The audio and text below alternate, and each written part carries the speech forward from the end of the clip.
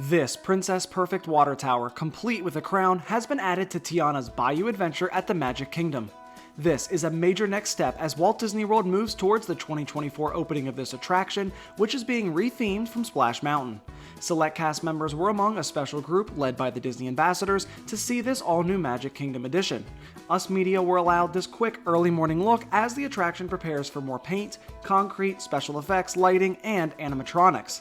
In fact, Disney has confirmed that dozens of new animatronics will be part of this attraction, and guests will see familiar Princess and the Frog faces such as Princess Tiana, Prince Naveen, Mama Odie, Luis, Charlotte, Big Daddy, the King and Queen of Maldonia, and more. We got lucky enough to be placed by Imagineers a few months ago as they appeared to do ride testing for this upcoming attraction.